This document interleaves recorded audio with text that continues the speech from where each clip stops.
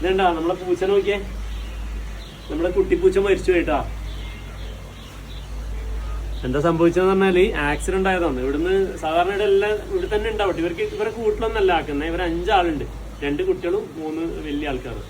അപ്പോൾ ഒന്ന് പുറത്തിറങ്ങിയപ്പോൾ ഒരു ബൈക്ക് വന്നിട്ട് ഒരു പയ്യൻ സ്പീഡിൽ വന്ന് ഇടിച്ച് നിർത്താതെ അങ്ങ് പോയി. അപ്പോൾ തന്നെ നമ്മളെ അവന് മരിച്ചേട്ടാ. എന്തായാലും പിന്നെ ഇതെന്താ കാണിക്കുന്ന പറഞ്ഞു കഴിഞ്ഞാൽ കുറേ ആൾക്കാർ ഇവിടെ വന്നു കഴിഞ്ഞാൽ ഇവരെ ചോദിക്കാറുണ്ട്. അപ്പോൾ ഒരാളെന്നെ എനിക്ക് കാണും, 2 ചെറുതുണ്ടായിരുന്നു. അപ്പോൾ ഒരാൾ മരണപ്പെട്ടു പോയിട്ടാ.